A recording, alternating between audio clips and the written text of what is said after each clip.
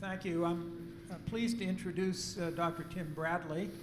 Very briefly, he's a citizen of the world, having been born and early trained in that British colony in the South Pacific with the good cricket team, New Zealand. Also trained in Australia and Vancouver and Toronto, where he organized a Marfan and other connective tissue disease clinic, and is currently in the middle of the country where he is doing the same thing. He will be talking to us today about implications of heritable aortic disease diagnosis beyond the aorta. Thank you, Tim. Thank you very much, Rick. Bonjour, Madame et Monsieur. I just have a few disclosures. My first disclosure is that's the limitation of my French. The second disclosure is I see now why my taxi driver took so long to get here this morning, because he didn't know the shortcuts for Pierre getting to the stage. So I'm not quite sure, as a pediatric cardiologist, why I got the extravascular implications of HAD diagnosis, but I suspect that it reflects that I got distracted from my career objectives along the way. So my objectives for this session are to outline the clinical manifestations beyond the aorta of some HAD diagnoses. It's too much to do in one session, so I'm going to stick to the more common diagnoses to discuss how we counsel patients' families on the implications of these clinical manifestations, and to provide a practical approach to surveillance of these non-aortic clinical manifestations. A lot of this is sort of extrapolated from an article I wrote with Gabby Horn in the audience here and Nanette Alvarez for our themed issue of the Canadian Journal of Cardiology back in 2016, where we tried to form a practical guide to the clinical management of thoracic aortic disease.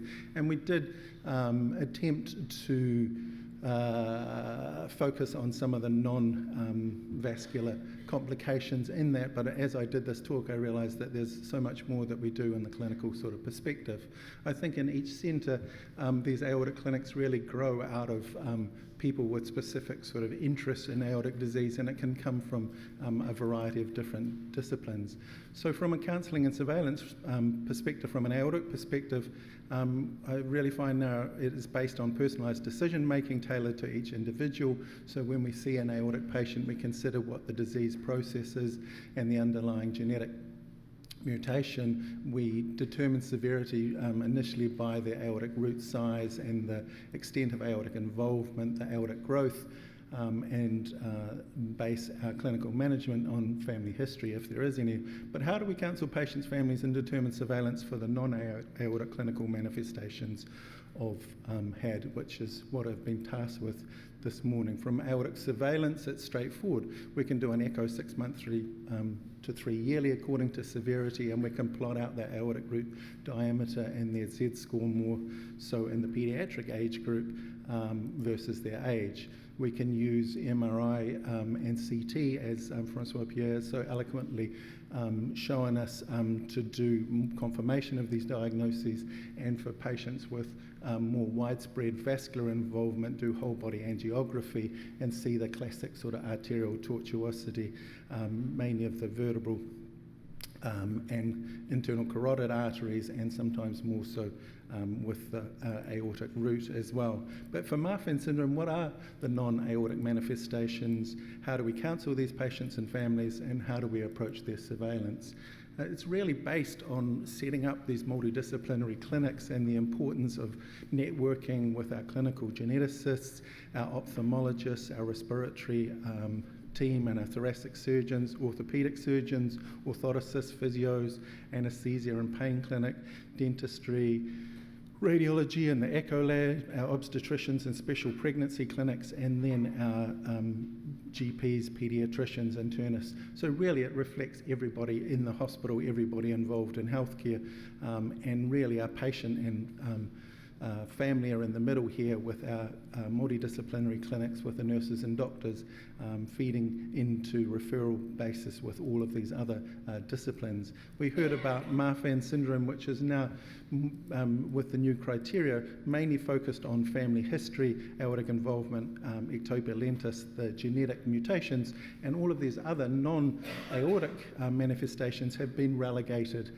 to the systemic score. But we assess these when we see our patients initially, both the arachnodactyly, the long fingers, the pectus carinatum and excavatum, hindfoot deformity and ankle deformity and pes planus, the tendency towards spontaneous pneumothorax, the dural ectasia, protrusio acetabuli, the long limbs out of proportion to the trunk, the kyphoscoliosis, sometimes limb contractures, the prominent facial features with a long face, the deep-set eyes, the shallow cheekbones, sometimes an undershot jaw, and the down-slanting palpable fissures, the striae atrophica, which come usually with the rapid growth and sometimes changes in weight, the tendency towards severe myopia and mitral valve prolapse.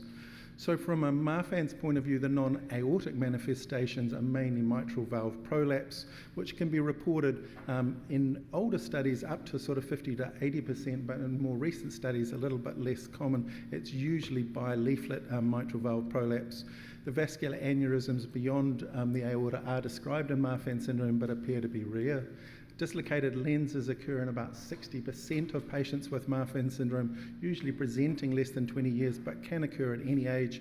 Visual disturbance, particularly important in children with severe myopia, astigmatism, abnormalities of the curvature of the eye, amblyopia, loss of particular or of vision, strabismus with eye muscle involvement, and then in older patients, more retinal detachments, a tendency towards glaucoma and pre-senile cataracts.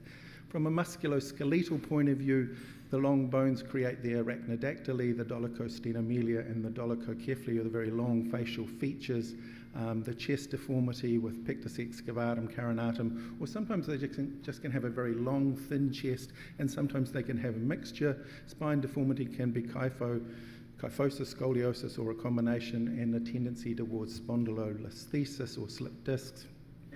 Hip deformity with protrusio acetabuli, foot deformity again with pes planus or ankle deformity, and joint hypermobility, dislocation and contractures with a tendency towards early arthritis and osteoporosis. From a pulmonary point of view, I always stress to my patients the importance of spontaneous pneumothorax, which occurs in about 15% of Marfan's adolescents. Patients tend to develop restrictive lung disease related to chest deformity and scoliosis in about 70% of Marfan's patients, and a tendency towards emphysema related to the underlying difference in alveolar development, and obstructive sleep apnea is also at significantly increased risk in Marfan's patients. Again, the stretch marks, the striae atrophica. Dural ectasia appears to occur in about 60% of patients. It may cause low back pain, buttock and leg pain, perineal and perianal numbness, plus spinal headaches. From a dental point of view, we see high arch palate, narrow jaws, dental crowding and malalignment. So from the counselling point of view, it's important to stress to our patients that mitral valve prolapse severity determines the progression. So if it's present at onset, particularly in the setting like a neonatal Marfan's, where patients may present with in utero presentation of severe mitral valve prolapse, mitral regurgitation, tricuspid valve prolapse and tricuspid regurgitation, resulting in intractable heart failure in the newborn period, sometimes necessitating early surgical repair. But otherwise, mitral valve prolapse may be only slowly progressive, but important that it may worsen with pregnancy, requiring medical management for the first time, but that as Morel alluded to in her patient, that mitral valve prolapse can sometimes be associated with aortic disease and may be an indication for earlier surgical intervention. From the ectopia lentis point of view, again, it usually presents in childhood, but requires lifelong surveillance by ophthalmologists with specific expertise, and that it's very important to correct visual disturbance in patients with Marfan syndrome, and very important for adults to continue their eye follow-up for retinal detachments, glaucoma and cataracts. From a musculoskeletal point of view, again, in the pediatric age group, this may interfere with manual dexterity and particularly writing ability, and it's important to address these educational issues. Long bones and tall stature, we often get asked whether it's amenable to growth hormones, and sometimes patients do go on growth hormone, but it doesn't seem to significantly change final adult height, and in discussion with families, usually the adolescent females particularly suggest that that wasn't worthwhile going through 2 years of growth hormone injections. Marfanoid thin habitus is not amenable to diet and supplements, which is another very common question that comes from patients, and sometimes even unfortunately from social services, where there's consideration of, I've seen patients with concerns about neglect because people are not feeding well. Again, it's part of the disease process. We don't quite understand it that well yet. Chest deformity correction is largely cosmetic, and it remains debatable to me whether it provides any cardiopulmonary physiological improvement, although there are some studies out now suggesting that. So we usually leave it to the adolescents to decide. It's important to stress in females, particularly the potential for clothing like certain bra accommodations, and in males for pectoral musculature development to conceal the deformity, and that patients, when they get to an older age, are not so aware of their cosmetic appearance.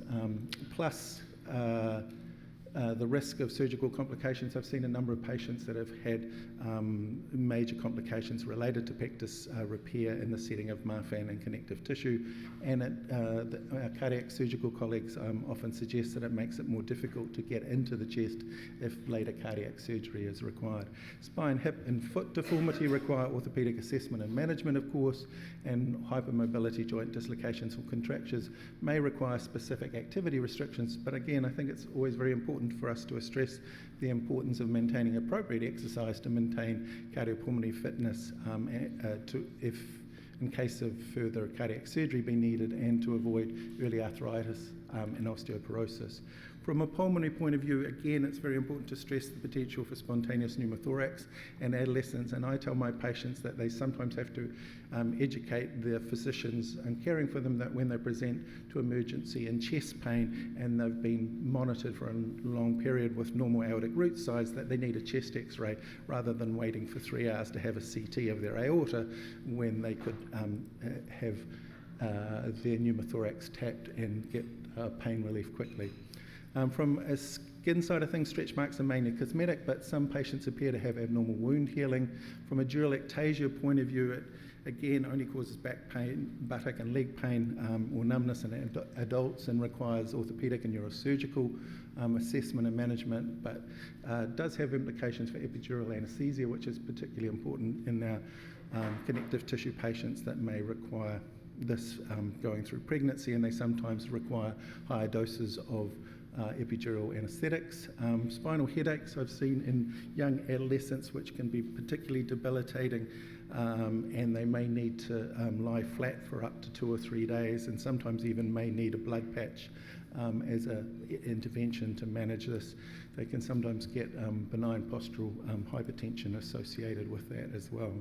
Dental management, again, requires management by orthodontists and oromaxillofacial surgeons with specific expertise. So from the surveillance point of view as clinicians, the mitral valve prolapse echo monitoring is mainly determined by the severity and sometimes just follows along with our monitoring of the aorta. The vascular surveillance beyond the aorta is usually, in my practice, only required if symptomatic.